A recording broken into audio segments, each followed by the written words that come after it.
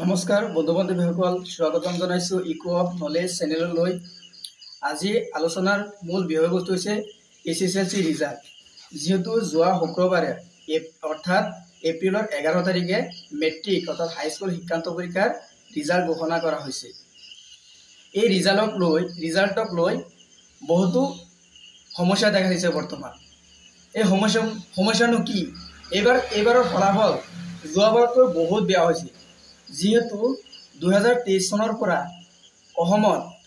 সমগ্ৰ অসমত এই শিক্ষা ব্যৱস্থাৰ বহুতো পৰিৱৰ্তন আনিছিল। অৰ্থাৎ MCQ টাইপ কুৱেশ্যন পেপাৰ 45 অৰ্থাৎ 50% MCQ টাইপ আনিছিল আৰু 50% ডেছক্ৰিপটিভ টাইপ আনিছিল।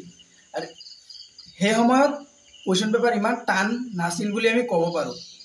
প্ৰথম অৱস্থাত যিকোনো বস্তু এটা সহজে হয়, পিছত 2024 বৰ্ষত অলপ পেটাৰ্ণটো চেঞ্জ কৰিছে। মানে কি, অলপ 2023 বৰ্ষতকৈ 2024 বৰ্ষত অলপ প্ৰশ্নটো টানকৈ কাটিছে। যে ছাত্ৰ ছাত্ৰীসকলে কিমান নলেজ আছে, কিমান অধ্যয়ন কৰিছে, কিতাপৰ কিমান ভিতৰলৈ সোমাই গৈছে, সেইটো চাবলৈ শিক্ষকসকলে অৰ্থাৎ ছেবাৰ অফিচাৰসকলে সেইটোৰ বিষয়ে অৰ্থাৎ ছাত্ৰ ছাত্ৰীসকলে কিমান নলেজ আছে, সাধাৰণ নলেজ কিমান, সেইটোৰো পৰীক্ষা লয়।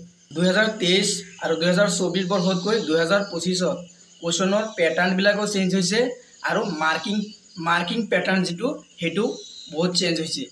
আগতে 45টা MCQ আছিল, 45ৰ পৰা আৰু ডেছক্ৰিপটিভৰ পৰা মিলাই আমি 30 নম্বৰ পালে পাছ হৈ গৈছিল। কিন্তু এতিয়া অলপ বেলেগ।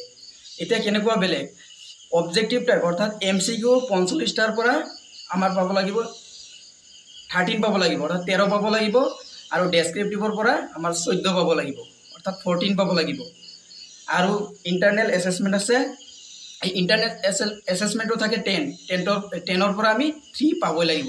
3 নাপালে আকৌ ফেইল কৰাই দিব। গতিকে মই এটা কথা অনুৰোধ কৰিম যে তোমালোকে ডেছক্ৰিপটিভ টাইপ কুৱেশ্যনৰ ওপৰত যথেষ্ট গুৰুত্ব দিব লাগিব। কিয়নো আমি যদি MCQৰ পৰা 45ৰ পৰা আমি 45 পাই যাওঁ, আৰু ডেছক্ৰিপটিভ টাইপৰ পৰা যদি 10 পাওঁ, ইয়াত কেতিয়াও পাছ কৰাই নিদিয়ে। যিহেতু আমাৰ 14 পাবই লাগিব, ইয়াৰ মাজত যদি আমি 10 পাওঁ অৰ্থাৎ 10 পাওঁ, কেতিয়াও পাছ কৰাই নিদিয়ে। গতিকে যিসকলৰ ৰিজাল্ট বেয়া হৈছে তেওঁলোকে চিন্তা কৰি লাভ নাই। এতিয়া চিন্তা কৰি একো কাম নহয়। এতিয়া আগত কি হ'ব আমি সেইটো চিন্তা কৰিব লাগিব। আগত যিটো আহিব সেইটো বিষয়ৰ ওপৰত আমি গুৰুত্ব দিব লাগিব, অৰ্থাৎ ব্ৰেইনটো তাত খটাব লাগিব।